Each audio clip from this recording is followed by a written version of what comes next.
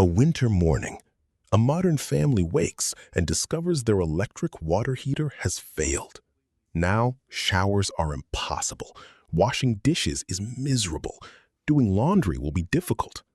For most households, hot water is so essential that losing it feels like losing electricity itself.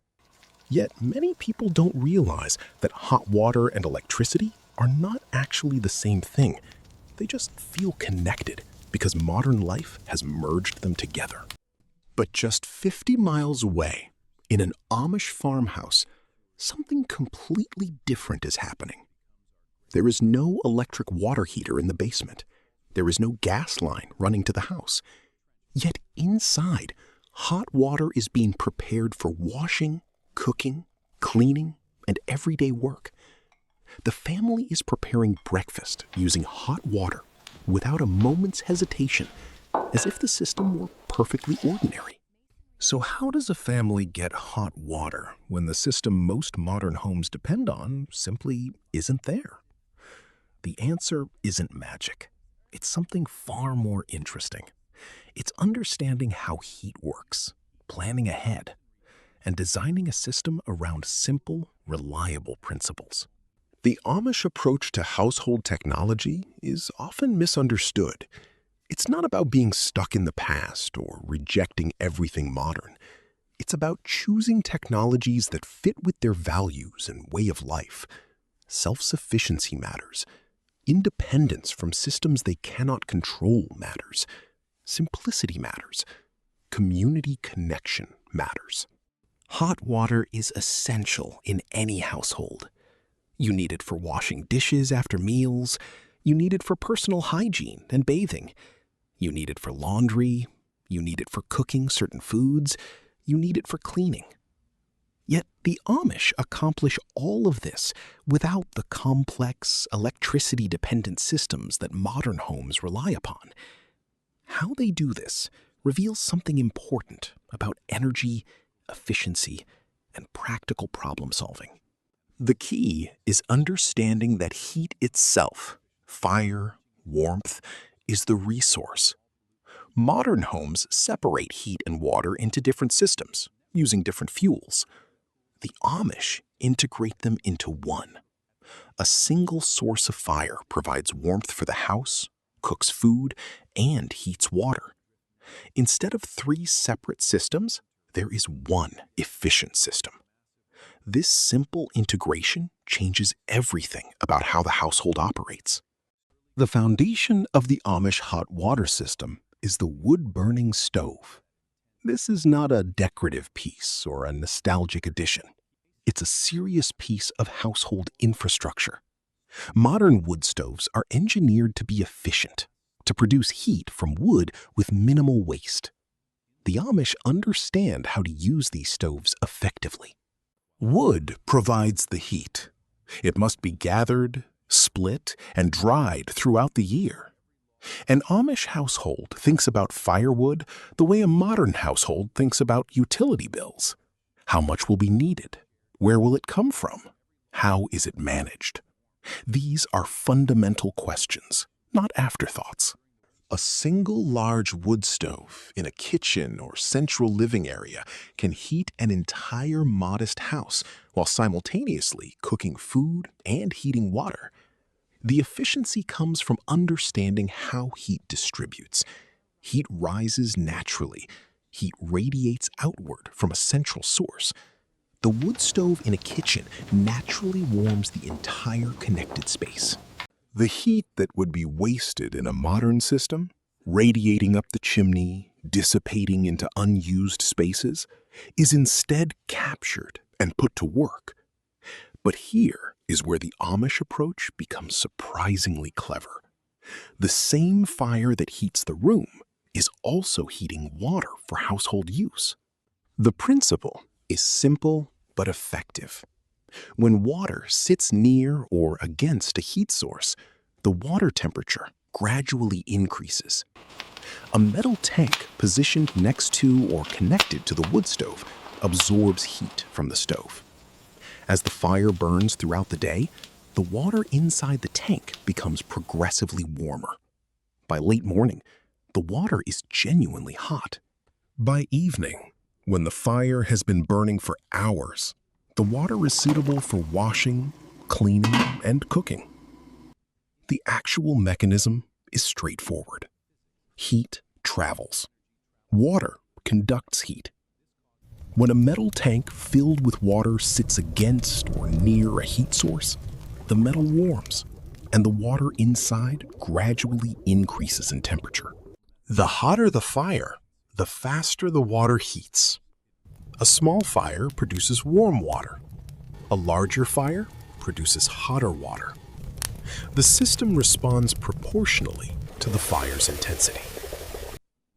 Some Amish homes have sophisticated water tank systems. A metal tank is positioned beside the stove, and a simple pump or gravity-fed system allows hot water to flow to the kitchen for use. Other homes have simpler arrangements, a large kettle or pot sitting on the stove itself, filled with water that heats as the stove operates.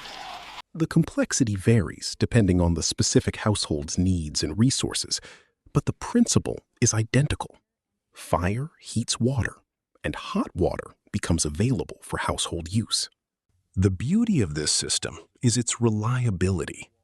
As long as wood is burned in the stove, which is necessary for heating the home anyway, hot water is being produced simultaneously. There's no additional fuel required. There's no complicated machinery that can break down. There's no dependence on external systems. The fire produces the heat. The heat warms the water. The water is available for use. It's a closed loop that depends only on resources the family produces themselves. Modern engineering would call this a passive heat transfer system. The Amish call it common sense. And the real trick is what happens to that heat afterward, ensuring none of it is wasted. Here is where Amish efficiency becomes remarkable. A modern home typically has multiple separate systems: an electric water heater somewhere in the basement producing hot water, a separate heating system producing warmth throughout the house. These systems operate independently, each consuming fuel. The energy from one system cannot be used for another purpose. It's separate and siloed. The Amish approach uses one fire for many purposes. The same wood fire that heats the room also heats the water. The heat that warms the house is simultaneously warming the water tank. The steam rising from cooking pots adds humidity to the dry indoor air. The dying warmth at the end of the day can dry clothes and textiles. Nothing is wasted. Every degree of heat serves multiple purposes. This integration shapes how the household actually lives. The kitchen is the warm place. In winter, the family naturally gathers in the kitchen because that is where the warmth is. Bedrooms are colder, so sleeping under heavy blankets is normal and expected. Work happens near the heat source. Meals are prepared where the fire is burning. The house's design and the family's daily rhythm revolve around one central heat source. This is fundamentally different from modern homes, where heat is distributed throughout the structure and the family is scattered across many rooms. There is another reason this system works so well in winter. When outside temperatures drop, the temperature difference between the stove and the surrounding space actually increases the efficiency of heat transfer. The cooler the room, the more readily heat moves from the stove into the space and into the water. Cold winter air paradoxically improves the system's efficiency. Let's follow an ordinary winter day and understand exactly how hot water becomes available for household use. The morning begins in pre-dawn darkness. One of the family members, often the father or one of the older children, goes to the stove and starts the morning fire. Wood is arranged carefully. Kindling is added. The fire is lit. The stove begins warming. Within 30 minutes, the stove is producing significant heat. The room is warming noticeably. The water in the tank adjacent to the stove has begun heating. By the time the family rises for the day, the kitchen is comfortably warm, and the water is beginning to be suitable for use. Morning washing and breakfast preparation use the first hot water of the day. Hands are washed. Perhaps a basin of warm water is used for personal hygiene. The family eats breakfast prepared using hot water for cooking. As they eat, the fire continues burning. The water tank continues receiving heat from the stove. Mid-morning brings washing of breakfast dishes. The water is now genuinely hot enough to dissolve grease and thoroughly clean. The family works steadily, using the abundant hot water without rationing or worry. The stove fire continues, maintaining heat throughout the day. The water tank continues warming. In the afternoon, laundry might begin. Hot water is essential for effective laundry. Soaking clothes in hot water before washing loosens dirt and stains. The abundant hot water from the stove makes laundry work more effective.